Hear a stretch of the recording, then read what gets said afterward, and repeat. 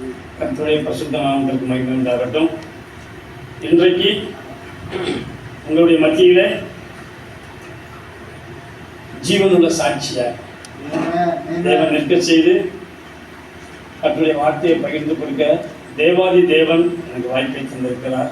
தேவனுக்கு எல்லா கனமும் புகழும் மகிமையும் உண்டாகட்டும். அதற்கு காரணமாக இருந்த இந்த திருச்சபையினுடைய போதகர் பாஸ்டர் அருண் அவர்கள், இன்னும் இதற்கு காரணமாக இந்த யாவருக்கும் மனதார நன்றியை தெரிவித்துக் கொள்கிறேன். கர்த்தர்களை ஆசீர்வதிப்பாராக. ஒரு திருச்சபையில் போய் செய்தி கொடுப்பது மிக எளிது, ஈஸியாக என்ன செஞ்சிடலாம், செய்தி கொடுத்துடலாம். ஒரு காரில் ஒரு 5 பேர் இருக்கிறோன்னு வச்சுக்கொள்வோமே, 5 பேர் இருக்கிற ஒரு பிரயாணத்தில் 5 பேருமே டிரைவர்னு வச்சுக்கிடுவோம். அந்த காரில் ஒழுங்காக ஓட்டிகிட்டு போனால் கூட சைடில் உட்காந்துக்கணும்னு சொல்லுவான். எப்பா லெஃப்டில் ஏறி போயிருக்கலாம் வேணுமா, பின்னால் இருந்து சொல்லுவான். எப்பா எய்த்தாப்புல தான் நடு ரோட்டில் வராங்க, நீ ரைட்லையாவது போயிருக்கலாமே. இன்னொருத்தன் சொல்லுவான், கொஞ்சம் ஸ்லோவாக போகக்கூடாதா, நீ அந்த கேப்பில் அவனை நினச்சிருக்கலாம். இல்லை நீங்கள் நான் அனுபவிச்சுருக்கீங்களான்னு தெரியல, நான் அனுபவிச்சிருக்கேன்.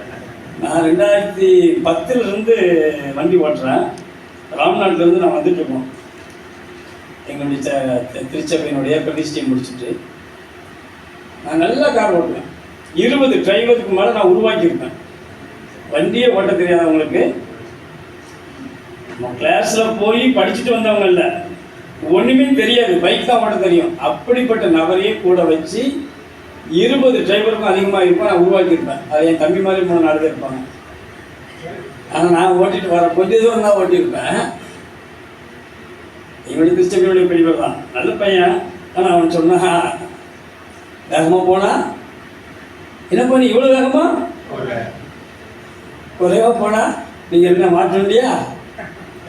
ஒரு உதாரணத்துக்கு சொல்கிறேன். அதுபோல் திருச்சபையில் போய் என்ன செஞ்சிடலாம், ஒரு பாஸ்டர் இருப்பார், ஒரு உடன் ஊழியர் இருப்பாங்க, 1-2 பேர். ஈஸியாக போதக பிதாக்கள் இருக்கிற இடத்துல வந்து செய்து கொடுக்குறது கொஞ்சம் சவாலான காரியம் தான். ஆனாலும் தேவ ஆவியானவர் நம்மோடு கூட இருக்கிறபடினால நம்ம நீதியின் வழியிலும் நியாய பாதைகளுக்குள்ள நடத்துகிற அவர் தேவனுடைய வார்த்தை நமக்கு நிச்சயமாய் தருவார் என்று நான் விசுவாசிக்கிறேன்.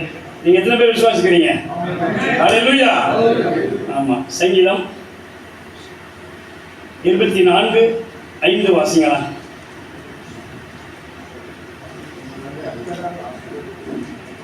அவன் கர்த்தரால் ஆசீர்வாதத்தையும் ரட்சிப்பின் தேவனால் நீதியையும் பெறுவான். பாருங்களா, இது தாவீதின் சங்கீதம்.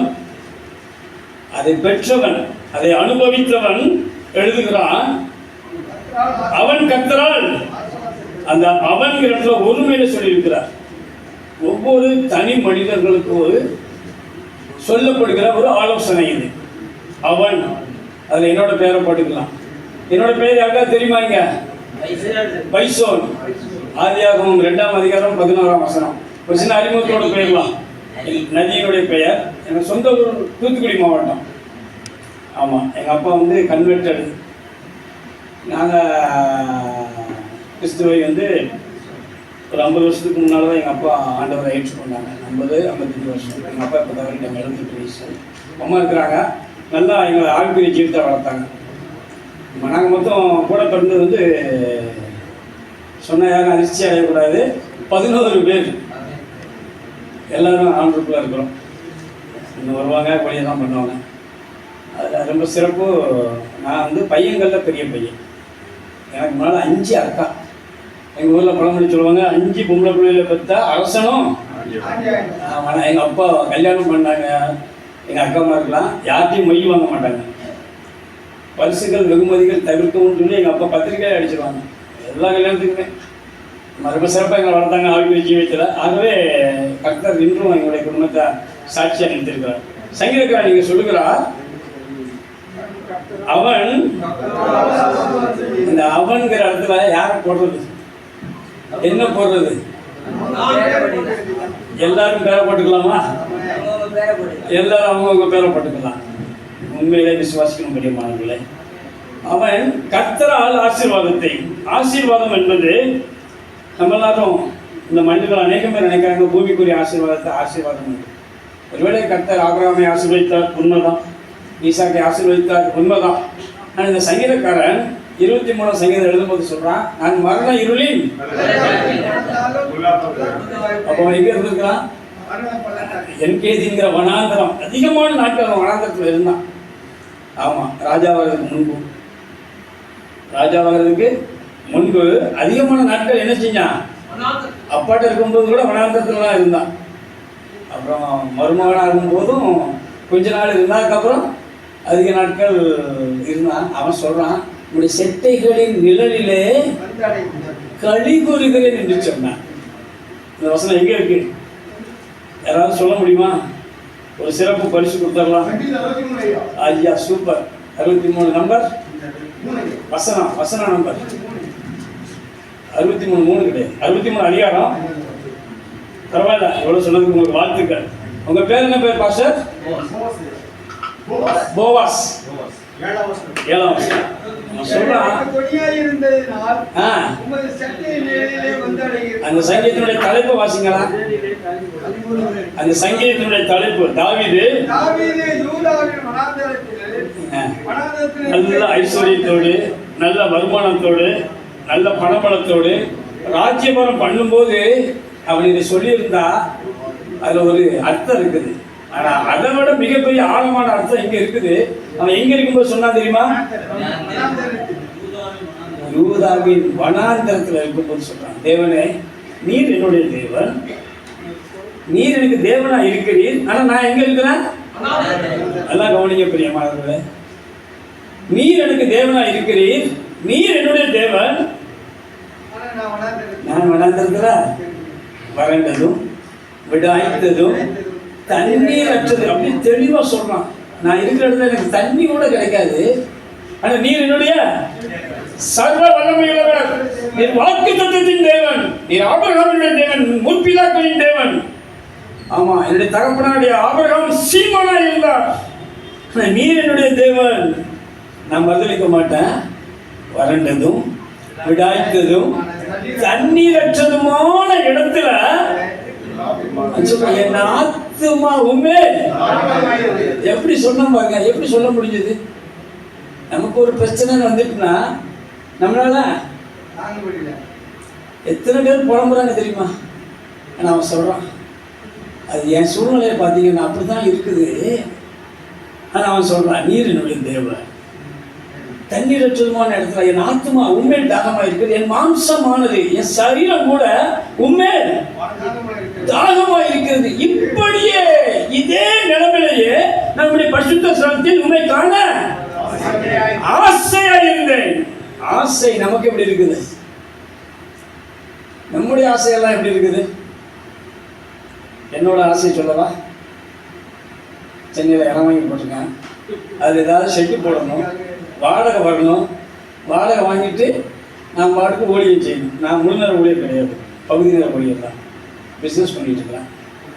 என்னோட ஆசை உங்களுக்கு கேட்டு தானே சொன்னேன். இப்படி ஒவ்வொருத்தருக்கும் ஒவ்வொரு ஆமாம் ஊழியர்களுக்கு செய்யணும், தாராளமாக செய்யணும் தான். நம்முடைய ஆசையெல்லாம் எப்படி இருக்கிறது? அவனுக்கு ஆசை இருந்துச்சா? இப்படியே நான் மாறி ராஜாவாகி, நான் அரசனாகி, அல்லது நான் ஒரு போர்ப்படை தளபதியாகி, நான் ராஜாவுக்கு மருமகனாக இருக்கிறேன், நான் இப்படி ஆகி அப்படி ஆகி அல்ல, இப்படியே பரிசுத்த ஸ்தலத்தில் உம்மை பார்க்க ஆசையாயிருந்து, உம்மை காண ஆசையாயிருந்து. வாசிங்களா தொடர்ந்து.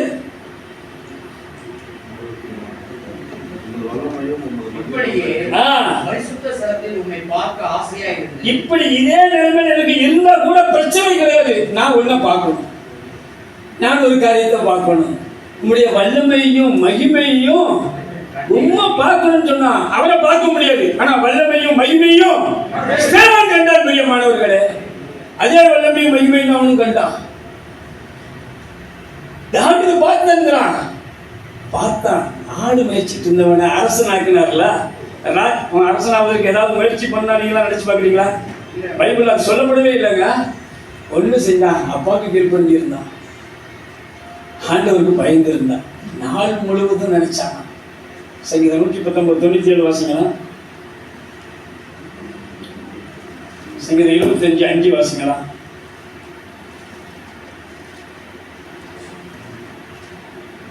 வேதத்தில் நான் எவ்வளவு பிரியமாய் இருக்கிறேன். நமக்கு பிரியமெல்லாம் எங்க இருக்கு? நமக்கு சிலருக்கு மனைவி மேல இருக்கும். நல்லது, கர்த்தர் கொடுத்தா ஈவு. ஆமா, கர்த்தர் கொடுத்தா சுதந்திரம். ஆமா, புத்தியுள்ள மனைவியோ கர்த்தர் அருளும் ஈவுன்னு தான் சொல்லியிருக்கு. நல்லது. ஆனால் இவன் சொல்றான், மீகால் ராஜாவோட பொண்ணு இவங்களோட வனாந்தரத்துல இல்லை. ஆனா அவன் சொல்றான், நான் உடைய வேதத்தில் எவ்வளவு எவ்வளவு பிரியமா இருக்கு. எனக்கு அளவு இல்லை பிரியமானவர்களே. முழு நேரம் ஒழித்து வந்துட்டோம். நம்ம எவ்வளவு நேரம் பைபிள் படிக்கிறோம்? படிச்சதையே திரும்ப திரும்ப எத்தனை வாட்டி படிக்க அப்படிங்கிற சலிப்பை என்ன செஞ்சிடக்கூடாது. ஆமா, அது 1000 முறையா இருந்தால் நீங்க படிச்சுட்டே இருக்கணும். நம்ம படிச்சுட்டே இருக்கணும். ஆமா, அது ஒரு பர்வீன் சுல்தானாவா அப்படி ஒரு பொண்ணு, ஒரு சகோதரி பேசுறாங்க. இது தேன் கூடு, இது ஒரு தேங்க அப்படின்னு சொல்லுது. அது இந்த சமூக வலைதளத்தில் பேசுறது வேதாந்தத்தை குறித்து. சங்கீதம் 25:5 வாசிங்க. உம்முடைய ஞானத்திலே என்னை நடத்தி, உம்முடைய சத்தியத்திலே நடத்தி என்னை போதித்தருளும். நீரே என் ரட்சிப்பின் தேவன். நீரே என் ரட்சிப்பின் தேவன். உம்மை நோக்கி நான் முழுவதும் காத்திருக்கிறேன். நம்முடைய எதிர்பார்ப்பு எல்லாம் எங்க இருக்குது? மனுஷன் மேல இருக்குதா, தேவன் மேல இருக்குதா? நீங்க சீர்தூக்கி பார்க்கணும். என்னையும் சேர்த்தா நான் சொல்றேன், நம்முடைய எதிர்பார்ப்பு எல்லாம் மனிதர்கள் மேல இருக்குமானா, மனுஷன் மேல் நம்பிக்கை வைத்து மாம்சமானவனை தன் புயப்பலமாக கொண்டு விலகிறதுக்கு பாவம் செய்ய வேண்டாம், விபச்சாரம் செய்ய வேண்டாம், வேசித்தனம் செய்ய வேண்டாம், கொலை செய்ய வேண்டாம், பொருளாசை, களவு, விக்கிரகாரனை வேண்டாம். வாசிங்க எரேமியா 17:5-6 வாசிங்க. மனுஷன் மேல் நம்பிக்கை வைத்து மாம்சமானதை தன் புயபலமாக்கி கொண்டு. ஆமா, மாம்சமானவனை நம்பிட்டாலே அந்த நபர் கர்த்தரை விட்டு சாதிக்கப்பட்டவன் என்று வேதம் சொல்கிறார். எரேமியா சொல்லுகிறார், எந்த சூழ்நிலையில் யாரா இருக்கட்டும், அவர் மனிதரா இருந்தா அவரை நம்ம என்ன செய்யக்கூடாது? சார்ந்து வாழக்கூடாது. நம்முடைய நம்பிக்கை எல்லாம் கர்த்தர் மேல இருக்கும். அப்படி இருக்கிறவங்க கரளையாய் போன செடியை போல இருந்து நன்மை வருவதை காண முடியாத பிரியமானவர்களே. நன்மை வர்றத என்ன செய்ய முடியாதான்? கண்கள் குருடாயும் என்று வேதம் சொல்கிறது. காண முடியாதுன்னா அதான் அர்த்தம். நன்மை வருகிறதை காண முடியாதுதான். ஆமா, அப்ப நம்ம எவ்வளவு நல்லடக்கியுள்ளவர்களா இருக்கணும். நம்முடைய நம்பிக்கையெல்லாம் யார் மேல இருக்கணும்? கர்த்தர் மேல இருக்கணும். பாருங்களேன், சாத்ராக் மேஷாக் ஆபேத்நேகோ நம்ம எல்லாருக்குமே தெரியும் எவ்வளவு உறுதியா இருந்தாங்க. எழுதப்பட்டாயிடுச்சு, வணங்கலன்னா மரணம். தானியேல் எழுதப்பட்ட தீர்ப்பு. அவனுக்கு பொருட்டாவே வைராக்கியம் அங்க இருந்துச்சுங்க. வைராக்கியத்தை குறித்துலாம் பார்க்கணும், யூதர்கிட்ட பார்க்கலாம். நம்மகிட்ட இல்லைன்னு நான் சொல்ல வரல. அதே போல மேகம் போன்ற இத்தனை திரளான எல்லாம் வசனம் தெரியும், பாடல் பாடிடுவோம். நம்ம சாட்சியா நிற்கிறோமா? அவன் கர்த்தரால் ஆசீர்வாதித்து தன் ரட்சிப்பின் தேவனால் நீதியையும் பெறுவான். யார் அவன்? முதல் வசனம் வாசிங்க. சங்கீதம் 24:4 நினைக்கலாம். கைகளில் சுத்தம் உள்ளவனும் இருதயத்தில் மாசில்லாதவனுமாயிருந்து தன் ஆத்மாவை மாயைக்கு ஒப்பு கூடாமலும் கபடமாய் ஆணையிடாமலும் இருக்கிறவனே. ஆமா, நம்ம இடத்துல எப்படி காணப்படுகிறது? கைகளில் சுத்தம் உள்ளவன். கைகளில், ஆமா, அதுல எல்லா உறுப்புகளையும் போட முடியாது. ஆகவே கைகள்ல சுத்தம் உள்ளவன் போட்டுக்காரு. நீங்க அதை போட்டுக்கணும். சிந்தனையில சுத்தம் உள்ளவர்களா, இருதயத்துல மாசு. மனுஷனுக்குள் இருந்துதான், மனுஷனுடைய இருதயத்துக்குள் இருந்துதான் 7:21 மார்க்கு. பாவத்தினுடைய பிறப்பிடமே சிந்தனை தாங்க. அது ஹெட் ஆஃப் த டிபார்ட்மெண்ட் சொல்லிக்கலாமா? தலைமை பாவம்னு சொல்லிக்கலாம். மார்க் 7:21 வாசிங்க. எப்படி எனில் மனுஷனுடைய இருதயத்துக்குள் இருந்து, சிந்தனைன்னு சொல்லல, அது பன்மையில சொல்லிருக்காது, பொல்லாத சிந்தனைகள் போதும். அது ஒண்ணுதான் மீதி இருக்கிற எல்லாத்தையும் ஃப்ரெண்ட்ஸை கூப்பிட்டு வந்துடும். உறவுகளுக்கு மாமா மச்சான்னு சொல்லி மற்ற எல்லாரையும் கொண்டு வந்துடும். என்ன கொண்டு வரும்னா, கோபம் நம்ம நினைப்போம், மூர்க்கம் நம்ம நினைப்போம். வேதம் சொல்கிறது தலைமை பாவமே மனுஷனுடைய இருதயத்துக்குள்ள தான் இருந்தான். நம்முடைய இருதயம் ஏதாவது நிரம்பி இருக்கணும் கர்த்தருடைய வசனத்தால். ஆமா, அப்படி நிரம்பி இருந்தா உங்களுடைய எளிமை, உங்களுடைய சத்துருவோட நீங்க அறிவுள்ளவரோட இருப்பீங்க. உங்களுக்கு போதித்தவரோட நீங்க புத்திமானா இருப்பீங்க. ஆமா, உங்களுடைய முதியோரை பார்க்கணும். உங்களுக்கு கற்றுக் கொடுத்த உங்களுக்கு இருக்கிற எல்லா முதியோரை பார்க்கணும். நீங்க தான் ஞானமுள்ளவர்களா இருப்பீங்க. நான் சொல்லல, வேதம் சொல்லிடுது. சங்கீதம் 119, 98, 99, 100 நீங்க வீட்டில் போய் வாசிக்கணும். உங்களுக்கு எல்லாம் தெரிஞ்சிருக்கும். அப்படியானா நம்ம வேதத்துக்கு எவ்வளவு முக்கியத்துவம் கொடுக்குறோம். ஒரு அரசு அலுவலர், ஒரு கவர்மெண்ட் ஜாப் இருந்தா அவனோட டியூட்டி டைம் இப்போ எவ்வளோ நேரம் கொடுத்துருக்காங்க அரசாங்கம்? 8 மணி நேரம். நான் முழுதன ஊழியர் மங்களா சொல்லிட்டேன். ஆனால் எனக்கு பைபிள் தான் உயிர். சொல்லுங்க, பைபிள் தான் உயிர். எங்கள் அம்மாட்ட நான் ஒரு 91, 78 பிறந்தேன். ஒரு 13, 12, 14 வயசுல நான் சொல்லியிருப்பேன். அப்பவுமே நான் சொல்லுவேன், எனக்கு ஃபர்ஸ்ட் இயேசு தான். எனக்கு எப்படி வந்ததுன்னு எனக்கு தெரியாது. இன்றும் எங்கள் அம்மா இருக்கிறாங்க இயேசு. ரெண்டாவது எங்கள் அம்மா அப்பா எனக்கு உயிர். ஆனால் இப்போ அதுக்கும் முன்னால் சொல்லுவோம், பைபிள்னா எனக்கு அப்படியே வார்த்தை, நான் எனக்கு படிச்சுக்கிட்டே இருப்பேன். ஆனால் நீங்கள்லாம் முன்னிற ஊழியர்கள், தேவதாசர்கள், அம்பாசிடர்மாங்க, நீங்களாம் ஸ்தானாதிபதிகள். 8 மணி நேரம் தேவனுக்காக நீங்கள் செலவழிச்சிங்கன்னா, அதான் நான் வந்து ஒரு உலக வழக்கத்தின்படி ஒரு கவர்மெண்ட் ஜாப், சென்ட்ரல் கவர்மெண்ட் ஜாப்போ ஸ்டேட் கவர்மெண்ட் ஜாப்போ ஒரு மனிதன் இருந்தால் 8 மணி நேரம் வேலை செய்யணும். அந்த 8 மணி நேரம் நீங்கள் ஆண்டவருக்கு கொடுத்துருக்கீங்களா? உங்கள் வாழ்நாளில் ஊழியத்துக்கு ஆரம்பிச்சிருக்கீங்க. சின்ன பலவீனம் இருக்கும், ஆனால் நம்ம என்ன செய்ய மாட்டோம். ஆனால் மற்றவங்களுக்கு நம்ம போதிப்போம். அதான் ரோமர் 2:22 சொல்கிறாரு, நீ அதை செய்ய இதை செய்ய அப்படிலாம் சொல்லுறியே, சொல்லுகிற அதெல்லாம் உரிமையில தான் சொல்லியிருப்பாரு. சொல்லுகிற நீங்கள் அதெல்லாம் நம்ம சர்ச்சுக்கு ஒருத்தவங்க வரல, ரொம்ப லேட்டாக வராங்க, முடியல, சின்ன பல்வலி, சின்ன காய்ச்சல், அவங்க வரலன்னா நம்ம என்ன சொல்லுவோம்? ஏன்? ஆனால் நம்ம கண்டிப்பாக வந்துடுவோம், நம்ம சர்ச்சுக்கு வந்துடுவோம். ஆனால் நம்ம 8 மணி நேரம் கொடுக்குற நேரத்தில் என்ன செஞ்சுக்கிறோம்? கொஞ்சம் பிரேக், கொஞ்சம். ஆமாம், நான் பாருங்களேன், ஊழியத்தில் நீங்கள் ஜொலிக்கணும்னா ஆண்டவர் சமூகத்தில் கண்டிப்பாக காத்து. அதை அநேகம் அனுபவித்தோம் ஆரம்ப காலத்தில். ஆனால் அது அப்படியே நாட்கள் செல்ல செல்ல செல்ல, ஊழியர் மீட்டிங் தானே பொறுமையா. நான் நேற்று மதுரைக்கு போயிட்டேன். காரணம் சொல்கிறேன், நான் மதுரைக்கு நான் வரணும் 9 மணிக்கு, நான் ஏற்ற சொன்னால் 9 மணிக்கெலாம் வந்துடும்னு தான் சொன்னேன். அப்புறம் என் பையன் என் கூட இப்போ இல்லை. என்னென்னா அவன் காரணம் கல்வி வச்சுருக்கேன், குறைச்சி வச்சு எனக்கு நேராக குற்றத்தை ஒப்புக்கொள்ளணும். தன் பாவங்களை அறிக்கையிடுறவன் மறைச்சாதான் தப்பு. அதனால் நான் வர வேண்டியது, எனக்கு டிரைவர்ஸ் 2 பேர் அப்போ ஊருக்கு போன வேண்டி தான் வந்திருக்கான். அதனால் நான் என்னுடைய வேலையெல்லாம் முடிச்சுட்டு வந்தேன்.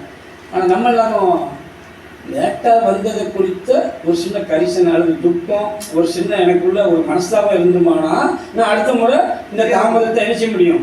ஜெயிக்க முடியும். ஆமாம். ஆனால் வீட்டிலே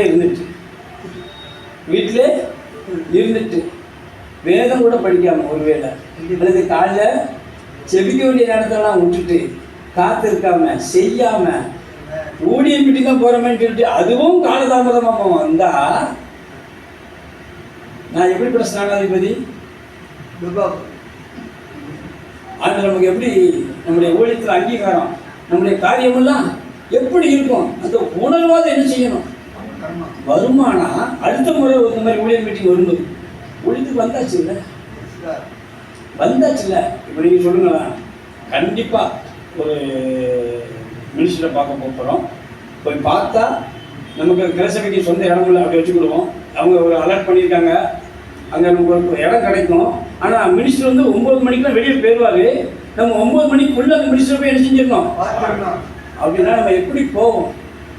இல்லை எல்லாரும் கேட்குறதா ஊழியர் மீட்டிங்லையோ அல்லது நீங்களே உங்கள் ஜனங்களை பார்த்து என்ன செய்யறதான் கேட்குறதா. ஆனால் ஆண்டவர் சொல்ல கை கொள்ளணுங்கிறார். கை கொண்டு போதிக்கணும். இந்த வேதத்தை கொண்டு சிரிச்சுட்டு போதிக்கணும். நம்ம கை கொண்டு போதிக்கணும்.